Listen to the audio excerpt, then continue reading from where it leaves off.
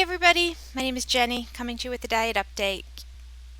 Kind of doing ketogenic diet, kind of, on P3, and I didn't do so well yesterday.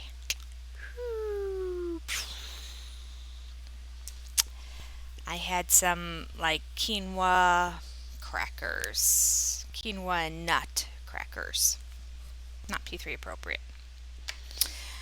Not good. And so here's the catch. I ate a lot of food because I had high fat, higher caloric food. You can only do that in ketogenic if you have no carbs. Little cheats are a big deal because it throws you out of ketosis, and all of a sudden you have a whole bunch of calories in your body, and what happens? Your weight goes up. So I need to do a readjustment day today, and by that I just mean I have to be good and get back on track. I feel like I don't know. I have to look at my calendar and see if I have the ability to do HCG before another event coming up in my life where I know it's easier, even though it's not ideal to cheat on ketogenic. It's better to cheat on ketogenic than it is to cheat on HCG in P2. So, yeah, that's my fault. I got on the scale and I actually thought, hey, it's about the same.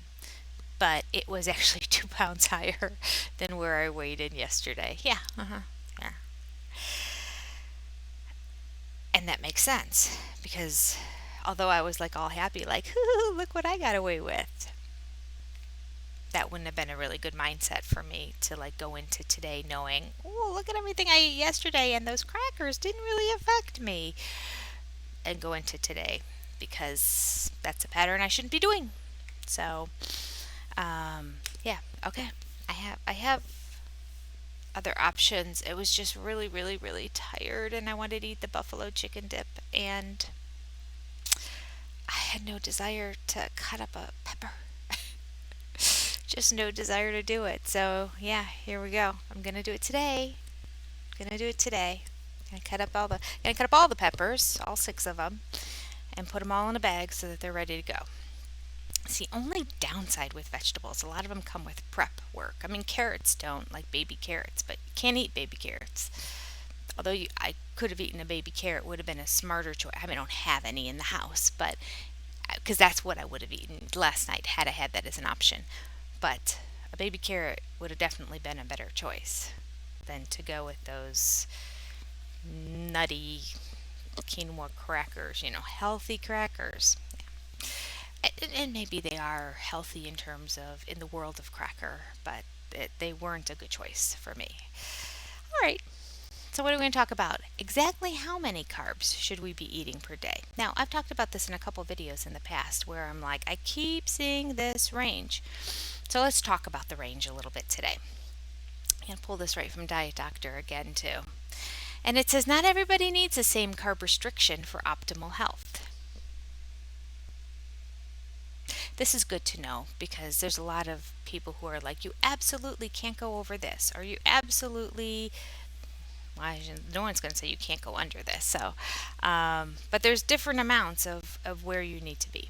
So it's nice for them to just say, listen, everybody has a different body. And we know that, don't we? Everyone reacts differently to things. There are things that I can probably get away with that you can't get away with. There was somebody who used to watch my channel, maybe still does, who said that if she prepares salmon for her family and it gets on her hands, that it absorbs in her skin and it'll reflect on the scale the next day. Because we were talking about lotions and how that's not permitted on HCG because it can soak into the skin and be,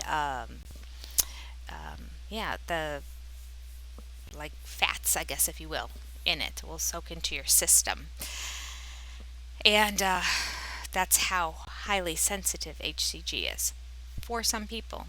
Doesn't affect me at all. I can lotion up, I can wear makeup. A lot of people can't even wear makeup. They can't handle fatty things. Everyone's different. We're all different. We're all made different. On the flip side, there are those people who can get away with much more cheats and be much more liberal on their diets than I am, and they're still losing. Okay, continue. Let's continue. Healthy, physically active, and normal weight individuals may not necessarily need to restrict carbs at all, especially if they choose minimally processed sources most of the time. However, for people with a range of health issues or weight problems, it's often beneficial to keep carb consumption relatively low. Generally speaking, the lower the carbs, the more effective the weight loss and for metabolic health problems like type 2 diabetes.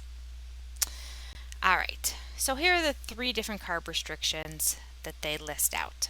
All right, here we go. It's very simple. This isn't going to be long today. They say in order to be in a ketogenic state that you should be less than 20 grams of net carbs per day. And we talked about net carbs yesterday. So less than 20 net carbs per day. That's a good focus. That's just going to be that's going to be my focus from here on out.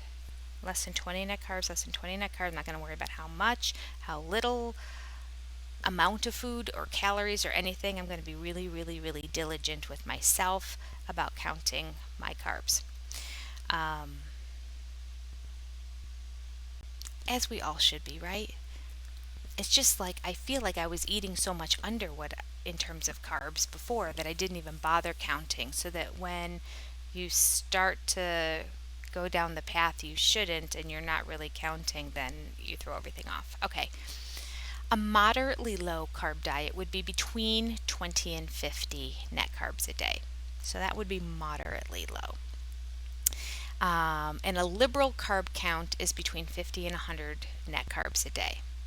All right, that's on a diet. Okay, so we are not doing over 50 net carbs a day, right? I mean, any of us who are at least trying to focus and limit our carbs are not going over 50. But that moderate, that 20 to 50 net carb, I know I've slipped in there a bunch of times. Well, yesterday I was probably on the liberal side. I should go back and count. I did that later last night, so I'd have to go downstairs and get the bag and figure it out. But it'd be interesting to see if I actually went over 50. I may not have. I may not have been in liberal because I was good the whole rest of the day. The only other carbs I had, I think I counted 8 carbs for the day prior to that. So the question is, were there 40 carbs in those chips? Probably. It's a chip, right? I mean, there's going to be some sort of gluten, flour based something that holds it all together. That being said, I did have one of those packages of the keto chips earlier in the day, yesterday, with some guacamole. Oh, I forgot to write guacamole on my list of what I ate yesterday.